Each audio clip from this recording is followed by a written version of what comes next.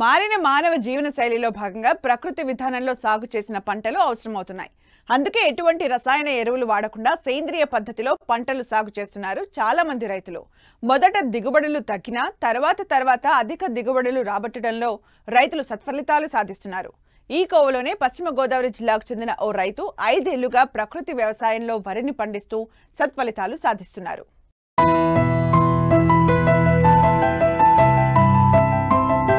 పంటల సాగులో రసాయనిక ఎరువుల వినియోగం పెరిగిపోవడంతో పంటలు విషతుల్యమవుతున్నాయి.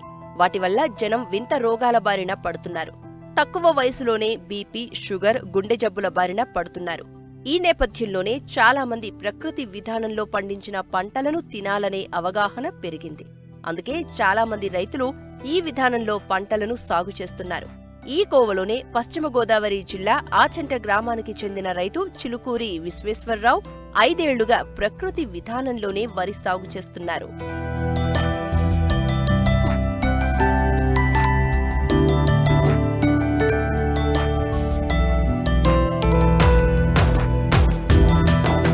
రైతు విశ్వేశ్వరరావు గతంలో రసాయన ఎరువులు, పురుగుమందులతోనే పంటలు సాగు చేపట్టేవారు. అయితే రాను రాను పెట్టుబడులు పెరిగాయి, కానీ దిగుబడులు మాత్రం పెరగలేదు. వచ్చిన దిగుబడులకు మార్కెట్లో సరైన గిట్టుబాటు ధర అందడం లేదు. దీంతో సుభాష్ పాలేకర్ స్ఫూర్తితో 5 ఏళ్ల క్రితం గిర్ ఆవులు, ఒంగోలు ఆవులను కొనుగోలు చేసి ప్రకృతి వ్యవసాయం చేయడం ప్రారంభించారు. మొదట దిగుబడులు తగ్గినా రాను రాను రసాయన సాగులో వచ్చిన దిగుబడికి ధీటుగా వస్తూ ఉండడంతో రైతు సంతోషం వ్యక్తం చేస్తున్నారు.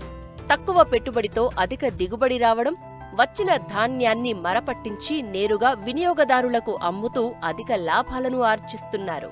నేను గత 5 సంవత్సరాల నుంచి ఆవు మజ్జిగతో వ్యవసాయం చేస్తాను సార్. నేను ప్రతి సంవత్సరం నుంచి ఒక ఇది తీసుకుంటూ అదనంగానే వస్తుంది. ఫస్ట్ సారి అయితే నాకు 30 బస్తాలు వచ్చిందండి. తర్వాత 35, 38 అలా 40 అలా వచ్చింది సార్. నాకు ఈ 5వ సంవత్సరం పంటలో మాత్రం నాకు అందరితో పాటు సమానంగా వస్తుంది అని ఒక ఆశాజనకంగానే నేను ఉన్నాను సార్. పక్క రైతులది కానివ్వండి, ఇది కానీ వాళ్ళందరూ పురుగు మందులు, ఎరువులు అన్నీ వాడుకున్నారు. నేను కేవలం ఆవు మజ్జిగని లాస్ట్లో గత పంచిగవే ఒకటి కొట్టాను సార్. ఇది 13, 18 వెరైటీ మార్టేర్ ఫామ్ నుంచి తీసుకున్నాను. మా ఈ పక్క అంతా కూడా అందరూ అదే వాడతారు సార్. ఆ వెరైటీని మేము సారవాలో పెడుతున్నాం. ఈ ఊడ్చిన తర్వాత మేము మజ్జిగేనండి, ఇంకా నాట్లు అయిపోయిన తర్వాత కేవలం ఈ మజ్జిగనే స్ప్రేయింగ్ ఇచ్చామండి. ఇంకా అది ఒక క్యాన్కి వచ్చండి, ఇప్పుడు 12 లీటర్లు పడుతుందండి. క్యాన్కి వచ్చి ఒక 3 లీటర్ల నుంచి పోస్తామండి. ఫస్ట్ హాఫ్ అంతా 3 పోస్తామండి. వరి ఇలా బాగా ఎదిగిన తర్వాత అయితే 4 లీటర్లు మజ్జిగ పోస్తామండి. ఆ మజ్జిగను కూడా అండి మేము బాగా ఒక నెలల్లో బాగా మురగబెట్టండి. ఆ మురిగిన వాసన వచ్చినటువంటి మజ్జిగనే పుల్లగా అయిపోతుందండి. ఆ వాసన మజ్జిగనే మేము స్ప్రే చేస్తామండి. మేము ఫస్ట్ ఊడ్చిన 15 రోజులకు ఒకసారి స్ప్రేయింగ్ ఇచ్చామండి. తర్వాత మళ్ళీ ఒక 20 రోజులకు మళ్ళీ ఒకసారి అలా ఇచ్చామండి. చేను బాగా మంచి మందు వేసినట్టుగానే మంచి చక్కగా ఎదుక్కుంటూ వచ్చిందండి. ఒక ఎకరానికి వచ్చి 30 లీటర్ల నుంచి 40 లీటర్లు పడుతుంది సార్. ఇది 12 లీటర్ల క్యాన్కి ఒక 3 లీటర్ల మజ్జిగ పోస్తాం సార్. ముందు వరి చేను వరి బాగా పెరిగిన తర్వాత ఇప్పుడు ఈ రకంగా తయారయ్యేటప్పటికి 4 లీటర్లు వేస్తాం సార్ క్యాన్కి వచ్చి. అంటే 40 లీటర్లు పడుతుంది సార్. ఒక ట్రిప్కి ఒక ఎకరానికి 40 లీటర్ల మజ్జిగ స్ప్రేయింగ్ ఇస్తాం. అలాగే మేము 4వసారి చేసాను సార్.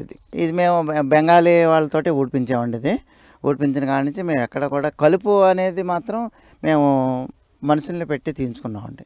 మేము కవ్వంతో మజ్జిగ చేస్తాం సార్. మేము ఆవు పాలు మాయి కాసి తోడెట్టేసి మేము పెరుగుని మేము కవ్వంతో మజ్జిగ చేస్తామండి.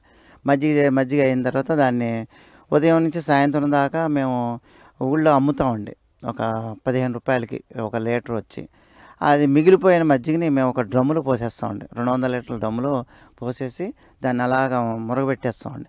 ఆ మురిగినటువంటి మజ్జిగని ఒక నెలలు దాటిన తర్వాత మేము స్ప్రేయింగ్ ఇస్తామండి.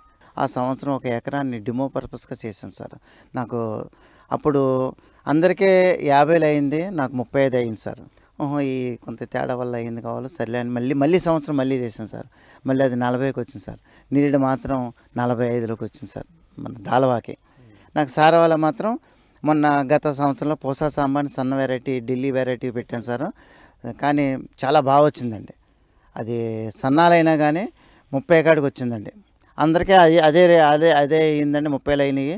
నాది సన్న వెరైటీలో 30 అయ్యేటప్పటికి ఇప్పుడు మళ్ళీ నేను ఇప్పుడు ఈ దాలవాల 6.5 పెడుతున్నాను సార్. అండ్ గతంలో ఎకరానికి 15,000 నుంచి 20,000 విపరీతానికి వచ్చేదండి. ఇవాళ విపరీతమైన మందుల రేట్లు పెరిగిపోయినాయండి, పురుగు మందుల రేట్లు పెరిగిపోయినాయి. ఏమండి నాకైతే కొట్టడానికి మనిషికి తప్పండి, నా సొంత మజ్జిగ కాబట్టి నాకు ఏ విధమైనటువంటి ఖర్చు లేదు చెప్పాలంటే అండి.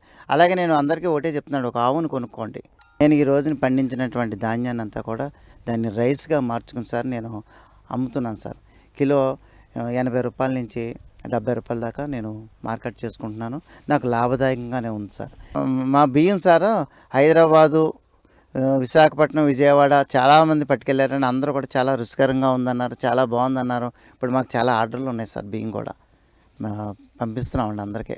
కానీ చాలామందికి ఏంటంటే గతంలో కొద్దిగా ఈ ఆర్గానిక్ అనే దాని మీద చేశారు సార్. వాళ్ళు ఏంటంటే బియ్యం అమ్ముకోలేక, అసలు ఈ ధాన్యం కొనుగోలేక చాలా ఇబ్బంది పడి మానేసామన్న రైతులు చాలామంది నా దృష్టిలోకి వచ్చింది సార్.